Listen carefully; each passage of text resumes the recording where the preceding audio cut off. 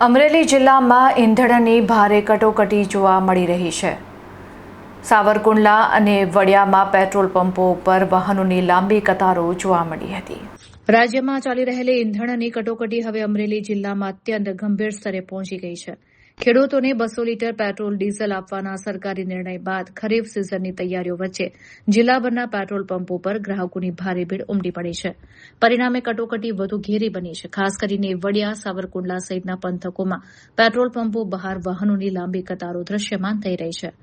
ખેડૂતો, સામાન્ય વાહન ચાલકો અને ટ્રાન્સપોર્ટર્સ કલાકો સુધી લાઇનમાં ઉભા રહેવા મજબૂર બન્યા છે, જેને કારણે પરિવહન વ્યવસ્થા પર પણ માઠી અસર પડી છે।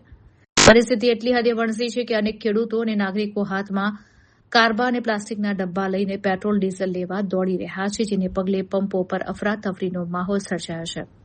સાવરકુંડલાના મોટાભાગના પેટ્રોલ પંપો પર ઈંધણનો જથ્થો સંપૂર્ણ ખૂટી જતા પંપોના પાટિયા આડા કરી દેવામાં આવ્યા છે। હાલ સમગ્ર પંથકમાં માત્ર એક જ પંપ ચાલુ હોવાના અહેવાલ છે, જેને કારણે મહુવા રોડ પર વાહનોની અભૂતપૂર્વ ભીડ જોવા મળી રહી છે।